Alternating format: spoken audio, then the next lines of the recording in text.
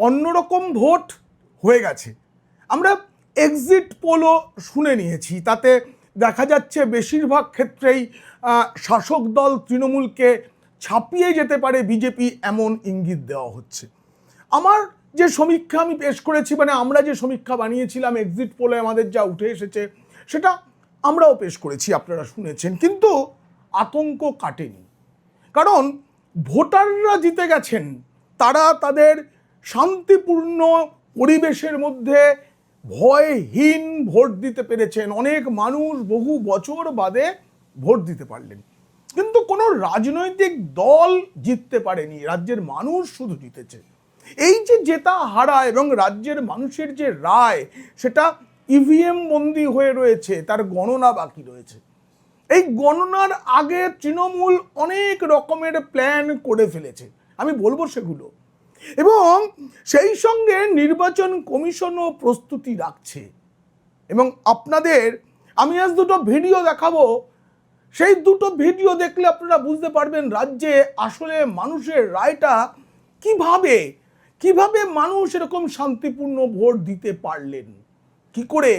জ্ঞানেশ কুমার তো বটেই, এই রাজ্যে ভোটের নায়ক হয়ে গেলেন সুব্রত গুপ্ত। আমি সবটা বলবো আপনাদের, এবং সেই সঙ্গে এটাও বলবো যে এক্সিট পোলের যে হিসাব সবাই পেশ করছে, আমরা যে হিসাব পেশ করেছি সেটা শেষ কথা নয়, তারও কারণ আছে। সেই কারণ আপনাদের কাছে আজকে আমি বিশ্লেষণ করব। যদি সেই বিশ্লেষণ ভালো লাগে অবশ্যই সাবস্ক্রাইব করবেন। পিনাক্কি বলছে, এখন ভোটদান পর্ব শান্তিতে মিটে গেলেও কেন সব আতঙ্ক কাটেনি সেটা জানতে দেখুন ও শুনুন পিনাক্কি বলছে। আমি যখন প্রথম থেকে বলতাম যে এবার ভোট অন্য রকম, তখন অনেকে সন্দেহ প্রকাশ করেছেন। তারা বলেছিলেন ভোট না মিটলে বলা যাবে না। এটা তো ঠিকই, পরীক্ষার রেজাল্ট যতক্ষণ না বেরোচ্ছে ততক্ষণ তো বলা যায় না যিনি পরীক্ষা দিলেন তিনি কি করলেন। নির্বাচন কমিশন মোটামুটিভাবে সফল। মোটামুটি কেন বলছি, কারণ এই রাজ্যে দ্বিতীয় দফায় অনেক বুথে, সবটাই দক্ষিণ 24 পরগনায়, আমাদের ভাইপো বাবুর জেলায়, ভাইপো বাবুর ডায়মন্ড হারবারে বেশি করে, সেখানে রিপোলের সম্ভাবনা তৈরি হয়েছে এবং হবেই। কারণ আমরা সম্পূর্ণ নির্বিঘ্নে করতে পারিনি, কয়েকজন প্রার্থীর গাড়ি ভাঙচুর হয়েছে, অনেক জায়গায় আক্রমণ হয়েছে, রক্ত কিছু ঝরেছে। তবে বুথের ভিতরে দক্ষিণ 24 পরগনা, আমি সবসময় বলি ওটা পৃথক রাজ্য। তৃণমূল যদি কোনোভাবে আবার এগেন পুনরায় মানে অনেক তবু কিন্তু দিয়ে ক্ষমতায় ফিরে আসে, দক্ষিণ 24 পরগনা আলাদা রাজ্য হবে, করা উচিত। যেমনভাবে মুর্শিদাবাদকেও করা উচিত, কিন্তু মুর্শিদাবাদের ভোট বলে দিয়েছে, সেখানে কিন্তু সন্ত্রাস হয়নি, দক্ষিণ 24 পরগনাকে থামানো গেল না। সেখানে অনেক কিছু করা হয়েছে, অনেক কঠোর পরিস্থিতির মধ্যে দিয়েও নির্বাচন কমিশন পুরোপুরি সার্টিফিকেট পেল না, মানে সেখানকার দুর্বৃত্তরা পেতে দিল না, কিন্তু পাবে। কিন্তু সার্বিকভাবে ভোট কেমন হয়েছে তার জন্য আমি আপনাদের আজকে দুটো ভিডিও দেখাবো বলেছি। সেই ভিডিওটা দেখলে আপনারা বুঝতে পারবেন কি করে সফল হওয়ার জায়গায় পৌঁছেছে নির্বাচন কমিশন। প্রথমটা আপনারা দেখে ফেলেছেন, আমি নিশ্চিত জানি। এই ভিডিওটা সোশ্যাল মিডিয়ায় ঘুরছে, ভবানীপুরের ভিডিও, আপনারা দেখুন।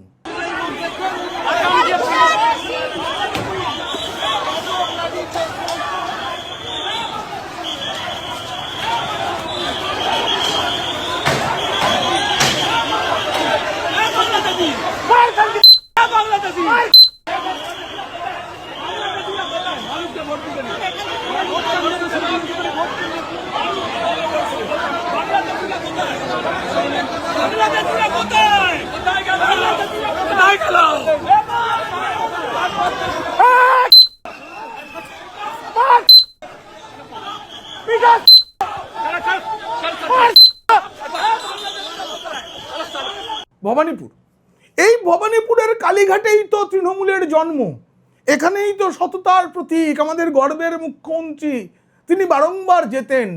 তার বড় বোন ভবানীপুর, সেখানে শুভেন্দু অধিকারী বিরোধী দলনেতা তথা ভবানীপুরের প্রার্থী, তিনি গোটা দিন তাণ্ডব চালিয়েছেন। কিসের তাণ্ডব? বহিরাগতদের তাড়ানোর তাণ্ডব, কিভাবে দৌড়েছেন ছুটেছেন আপনারা দেখেছেন। এবং সেখানে শুধু বিজেপি কর্মীরা নয়, সাধারণ মানুষও বহিরাগতদের তাড়াতে যোগ দিয়েছে। এবং রাজ্য পুলিশ, শুধু কেন্দ্রীয় বাহিনী নয়, রাজ্য পুলিশও, এই যে শুভেন্দু অধিকারী যখন ছুটছেন, এবং সেখানে অনেকটা জায়গার অডিওটা শোনানো যায়নি, কারণ উত্তেজনার জায়গায় যেমন ভাষা থাকে সেরকম ভাষা রয়েছে অনেক। কিন্তু এই যে সকলকে কাজের মধ্যে নামিয়ে ফেলতে পারা, আমাদের গর্বের মুখ্যমন্ত্রী সততার প্রতীক ঘুম থেকে উঠেই খবরটা পেয়ে গিয়েছিলেন, আগে থেকে বুঝতে পেরেছিলেন যে তার এলাকাতেও পুলিশ নির্বাচন কমিশনের কথা শুনে কাজ করছে। গোটা দিন তাই হয়েছে, গোটা দিন। এবং গোটা রাজ্যে আপনারা দেখেছেন কেন্দ্রীয় বাহিনী নিয়ন্ত্রণ করলেও রাজ্য পুলিশের ভূমিকা ছিল অত্যন্ত ইতিবাচক, সদর্থক ভূমিকা। আমি নিজে দেখেছি বালিতে, আপনারাও হয়তো দেখেছেন, এক তৃণমূল নেতাকে চ্যাংদোলা করে সরিয়ে নেওয়া হচ্ছে। আমি এলাকায় খোঁজ নিয়ে জানলাম তিনি বেশ দাপুটে, তার প্রভাব প্রতিপত্তি আছে। তিনি ছোট একটা এলাকাতে হলেও, মানে তার কথায় বাঘে কুমিরে এক ঘাটে জল খায়, তাকে চ্যাংদোলা করে সরিয়ে দেওয়া হয়েছে। কিন্তু সব থেকে বড়, আমি জানি না, আমি সমাজ মাধ্যম থেকে পেয়েছি, এক বন্ধুই পাঠিয়েছেন আমাকে এই ভিডিওটা, আপনাদের দেখাবো এটা কোন জায়গায়। সেখানে তৃণমূল নেতাকে রাজ্য পুলিশ বলছে আপনাকে আমি গ্রেপ্তার করতে পারি, আপনি কোন হরিদাস পাল। আপনারা শুনুন আমার সঙ্গে, আরো একবার দেখুন এই আপনি কোন হরিদাস পাল?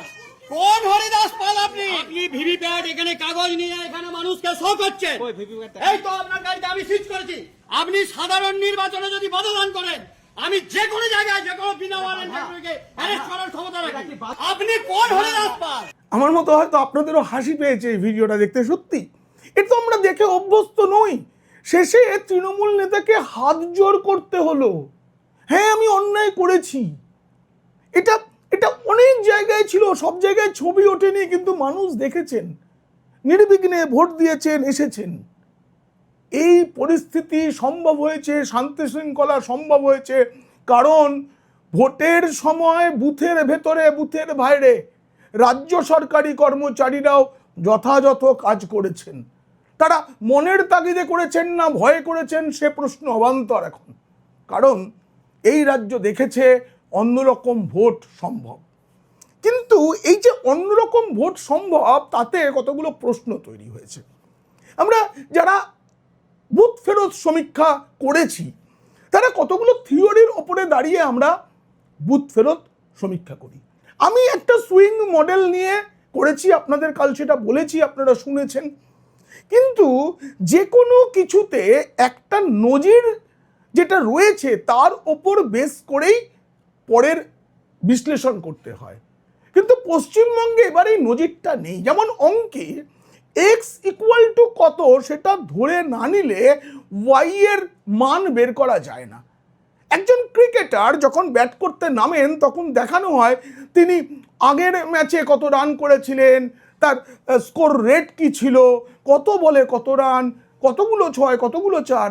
কিন্তু যে খেলোয়াড় টি-20 খেলেন, প্রথমবার টেস্ট খেলতে নামছেন, তিনি যখন ব্যাট করতে নামছেন তখন কোনো আগাম আভাস দেওয়া যায় না, কারণ তার পুরনো কোনো টেস্ট খেলার রেকর্ড নেই। পশ্চিমবঙ্গের এবারের ভোট এমন একটা টেস্ট ক্রিকেট যার রেকর্ড ভারতে নেই, পশ্চিমবঙ্গে অনেক দূরের কথা। তুলনা যদি করতে হয় আগের সাথে, 2021 সালের তুলনায় এবার 51 লক্ষ ভোটার কম ছিল, মানে 90 লক্ষ বাদ গেছে, আরো কিছু নতুন ভোটার যুক্ত হয়েছে, 51 লক্ষ কম ভোটার নিয়ে ভোট হয়েছে। কিন্তু ভোট পড়েছে 21 থেকে 30 লক্ষ বেশি। এবার আপনি কিসের ভিত্তিতে ক্যালকুলেশনটা করবেন? এত পরিযায়ী শ্রমিক, তারা তো কোনো বছর ভোট দিতে রাজ্যে আসেন না, এবার তারা এসেছেন। তাহলে পুরনো রেকর্ড যদি ধরি আমি, সেই পুরনো রেকর্ডে এত পরিযায়ী শ্রমিকের ভোট নেই। শুধু পরিযায়ী শ্রমিক বলবো না, আমার চেনা জানা এমন অনেক মানুষ আছেন যারা দিল্লি থেকে, রাজস্থান থেকে, মহারাষ্ট্র থেকে শুধু ভোট দিতে এসেছেন, অফিসের ছুটি পেয়েছেন 3 দিন বা 4 দিনের, যাতায়াতের সময়টুকু বাদ দিয়ে তারা বাংলায় নিজের বাড়িতে কেউ একবেলা, কেউ দুবেলা, কেউ সারা দিন এবং একটা রাত কাটিয়েছেন, ভোটটা দিতে এসেছিলেন, ভোট দিয়ে চলে গেছেন। এই নজির তো অতীতে এত ছিল না। বিদেশ থেকে অনেকে এসেছেন, লক্ষ লক্ষ টাকা খরচ করে তারা এসেছেন শুধুমাত্র ভোট দিতে। 2011 সালে এরকম নজির কিছু ছিল, কিন্তু এত ছিল না। পশ্চিমবঙ্গে এর আগে কখনো 92.63% এবং 2 দফা মিলিয়ে শেষ পর্যন্ত যা হিসেব পাওয়া গেছে তাতে 92.93% এবং এখনো হিসেব হবে, শেষে হয়তো 93% দাঁড়াবে। 93% ভোট তো পশ্চিমবঙ্গ কেন, অতীতে ভারতের কোনো রাজ্যে এত ভোট পড়েনি। 2013 সালে ত্রিপুরায় 91.23 এরকম ভোট পড়েছিল শতাংশ, কিন্তু উত্তর পূর্বের রাজ্য আর পশ্চিমবঙ্গের মতো বড় রাজ্য তার সাথে তুলনা করা যায় না। এই যে এত বেশি ভোট, এর কোনো নজির নেই। ফলে সেফোলজির যে যে মডেল আছে সেই মডেল প্রয়োগ করা যায়নি। আমি যে মডেল প্রয়োগ করেছি তাতে কি, সেটা হচ্ছে যে ভোট বাদ গেছে তাতে বিজেপির কত ভোট বাদ গেছে, তৃণমূলের কত ভোট বাদ গেছে এসআইআর এর ফলে, তার ওপরে 7.15% ভোটের সুইং হতে পারে। কিন্তু যে ভোট হয়েছে, এই যে 30 লক্ষাধিক মানুষ ভোট দিলেন, তার মধ্যে 21 লক্ষ প্রথম দফায়, এবং গতবারের তুলনায় এবারে রাজ্যের প্রতিটি বিধানসভায় 10,000 জনের বেশি অতিরিক্ত ভোট দিয়েছেন। ভাবতে পারছেন, 294টা আসনেই গড়ে 10,000। এই যে 10,000, এই 10,000-এর মধ্যে ভোটের ফলাফল ঠিক হয়ে গিয়েছিল গতবারে প্রায় 50টি আসনে। তার মানে 10,000-এর মধ্যে 50টি আসনের নির্ধারণ হয়ে গিয়েছিল কে জিতবেন কে হারবেন। সেখানে প্রতিটি বিধানসভায় 10,000 ভোট অতিরিক্ত পড়েছে, এটা কিন্তু চিন্তার বিষয়। প্রথম দফার যে আসনগুলো ছিল 152টা, সেখানে ভোটদাতার সংখ্যা বেড়েছে এক একটি আসনে 14,237 জন করে। আবার দ্বিতীয় দফায় যে 142টা আসনে ভোট হয়েছে, সেখানে আসন পিছু যে গড় ভোটার বৃদ্ধি সেটা হচ্ছে 6,615। সুতরাং এই যে 294টা আসন রাজ্যের, তার প্রত্যেকটাতে একই মডেলে হিসাব করা সম্ভব নয়। 2011 সালে পরিবর্তনের ভোট হয়েছিল এই রাজ্যে, সেখানেও ভোট পড়েছিল 84.33%। কোথায় 84 আর কোথায় 93, 9% তফাৎ। এই 84.33% ভোট পড়েছিল 34 বছরের বাম শাসন থেকে। যখন পরিবর্তন নিয়ে এলো তখন একটা বিপুল ফল হয়েছিল। ফলে যে ভোট হয়েছে, যেরকম শান্তিপূর্ণ ভোট হয়েছে, আরও একটা বিষয় আছে। এই প্রথম পশ্চিমবঙ্গে একটা ভোট হলো, মানে এখনো বহু বছর এইটা আলোচনা হবে। সেই 2026 সালে যেমন ভোট হয়েছিল, তুলনা হবে 2026 সালের সঙ্গে পরে। এই যে রিগিং মুক্ত, ছাপ্পা মুক্ত, এসব তো হয়েছে। এই প্রথম পশ্চিমবঙ্গের ভোটে একটি শব্দ নেই, সেই শব্দটির নাম হচ্ছে মেশিনারি। ভোট মেশিনারি কাজ করেছে কি করেনি, এমন আমি বুথের খবর পাচ্ছি, এবং আপনারাও সেটা দেখেছেন যে কোন দল বুথ এজেন্ট দিতে পেরেছে, কে দিতে পারেনি সে প্রশ্নও ছিল না।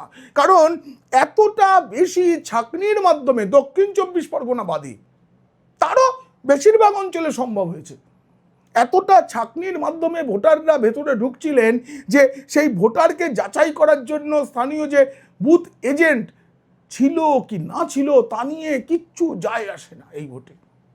সুতরাং এই ভোটের ফল এমনই কিছু হতে পারে যেটা কেউ কল্পনা করতে পারছে না।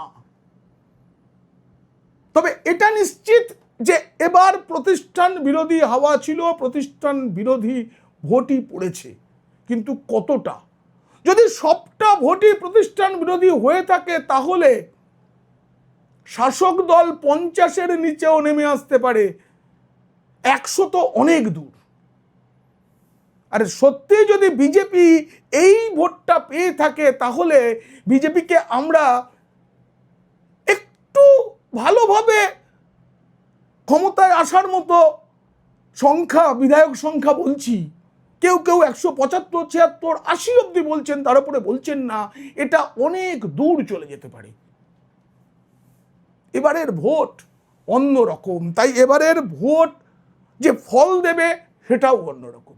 কিন্তু এই ফলের আগে তৃণমূল নানা রকম কারসাজি শুরু করবার ছক তৈরি করে ফেলেছে, কান্নাকাটি পড়েছে। আমি কলকাতায় বছরের পর বছর জেতা আসনের বিধায়ক তথা রাজ্যের মন্ত্রীকে বলতে শুনেছি ঘনিষ্ঠদের কাছে যে আমি 5000 ভোটে হলেও জিতবো। 5000-এর বেশি তারা ভাবছেন না। আমাদের গর্বের মুখ্যমন্ত্রী সততার প্রতীক কাল সন্ধ্যার পর নিজের বাড়ির কারো সঙ্গে কথাই নাকি বলেননি বলে শুনলাম। না, এটা আমি চাক্ষুষ দেখিনি, কানে শুনিনি, শুনলাম। তিনি এতটাই বিভ্রান্ত, এবং তারপরেই আদালতে ছোটাছুটি শুরু হয়েছে যে এই কাউন্টিংটাকে কি করে নিজেদের গ্রিপে নেওয়া যায়। অনেক বছর বাদে পশ্চিমবঙ্গের ভোটে আইপ্যাক নেই। গণনায় কারচুপি করার জন্য তারা যে পরিকল্পনাটা তৈরি করবে সেই জায়গাতেও নেই। এখনো পর্যন্ত তৃণমূলের একেবারে ভাইপো বাবুই শুধু, বাকি নেতাদের দেখবেন কোনো বড় বড় কথা নেই। যেটুকু বলছেন সেটুকু কর্মীদের মনোবল ধরে রাখার জন্য। 4 তারিখের পর ডিজে বাজাবে, এবং আমাকে কমপক্ষে 30টা জায়গায় যেতে হবে 4 তারিখের পর। যদি তৃণমূল ক্ষমতায় ফেরে তাহলে এত মানুষ আমাকে সবুজ আবির গোলা জল খাওয়াবেন। যদি সত্যি আমায় খেতে হয় এবং তারা যদি আমাকে ডাকেন বা নিয়ে যান তাহলে বহু জায়গায় যেতে হবে। এত কমেন্ট পেয়েছি, এত। সুতরাং খুব সহজে তৃণমূল গণনাটা হতে দেবে এরকম ভাবার কোনো কারণ নেই, এরকমটা কমিশন ভাবছে না, এবং কমিশন ওষুধ তৈরি করে ফেলেছে। সুব্রত গুপ্তর হাতে ওষুধের শিশি আছে, কিন্তু একেবারে কি সেটা এখনো ঘোষণা করা হয়নি, কারণ আদালতে মামলা গেছে কি নিয়ে না, কেন্দ্রীয় সরকারি কর্মীরা কেন সুপারভাইজ করবেন। আমি তো বলছি কেন্দ্রীয় সরকারি কর্মীরা সুপারভাইজ যদি নাও করেন, রাজ্য সরকারি কর্মীরা যে নিদর্শন ভোটের দিন দেখিয়েছেন, গণনার দিন তারা যদি থাকেন, তারা একই নিদর্শন যদি দেখান, তাহলেও কিন্তু কপালে শনি নাচছে। কেউ বেচাল করবেন না, বেচাল করতে সাহস পাবেন না। ভয়ে না ভক্তিতে আমি জানি না, কিন্তু কেউ করবেন না। যে কড়া পদক্ষেপ কমিশন নিয়েছে তাতে ভয় তো আছেই, সেই সঙ্গে পরিত্রাণের আকাঙ্ক্ষাও আছে সরকারি কর্মচারীদের। তাদের সন্তানেরাও তো এখানেই পড়াশোনা করেন, তারা জানেন যে তাদের সন্তানদেরও তো চাকরির জন্য বাইরে চলে যেতে হয় বা হয়েছে। তাদের সন্তানেরা শুধু বিয়ে করতে পশ্চিমবঙ্গে আসেন, আবার ফিরে যান নিজেদের কর্মস্থলে। পশ্চিমবঙ্গের সব বাড়িতে সন্তান হারানোর কান্না আছে, সরকারি কর্মীদেরও তো বটেই। সেই সঙ্গে তাদের 7ম বেতন কমিশন এবং যথাযথ ডিএ সেটা পাওয়ার চাহিদা আছে। ফলে সব মিলিয়ে চিন্তায় তৃণমূল, আর চিন্তা আছে বলেই শেষ বারের জন্য বড় রকমের কামড় দেওয়ার পরিকল্পনা তারা করে রেখেছে, ছক কষছে। প্রতিটি বিধানসভায় সেটা চলছে, নীরবে চলছে, এবং তারা বুঝতে পারছে না যে কোন পথটা সফল হবে, তাই অনেক রকম পথের কথাই তারা ভাবছে। এবং আমি বিশ্বাস করি, এবং রাজ্যের মানুষেরও কমিশনের উপরে এতদিনে এই বিশ্বাসটা এসে গিয়েছে যে কমিশনও সব রকম অসুখের সব রকম ওষুধ সাজিয়ে রেখেছে। কোথায় জ্বালা ধরাতে হবে সেটা কেন্দ্রীয় বাহিনী তৈরি করে রেখেছে পরিকল্পনা। আমি বলবো, আমি কমিশনের সম্পূর্ণ যে পরিকল্পনা সেটা জানার পর আমি গণনার আগে তো অবশ্যই আমি প্রতিবেদন করে আপনাদের জানাবো কি কি হতে পারে গণনার সময়, কমিশন কি কি পদক্ষেপ গ্রহণ করতে পারে। কিন্তু একটা কথা আমি এখনো মনে করি এবং বলছি, সব সংকট কাটেনি, এখনো কিন্তু বাংলার আকাশে কালো মেঘ আছে। গণনা এবং তারপরে কি কি হতে পারে তার জন্য আমাদের প্রস্তুত থাকতে হবে এবং সতর্ক থাকতে হবে। এই প্রতিবেদন কেমন লাগলো জানিয়ে অবশ্যই মন্তব্য করবেন। ভালো লাগলে বন্ধুদের, খারাপ লাগলে শত্রুদের শেয়ার করবেন। আপনারা ভালো তো থাকবেনই, সতর্কও থাকবেন।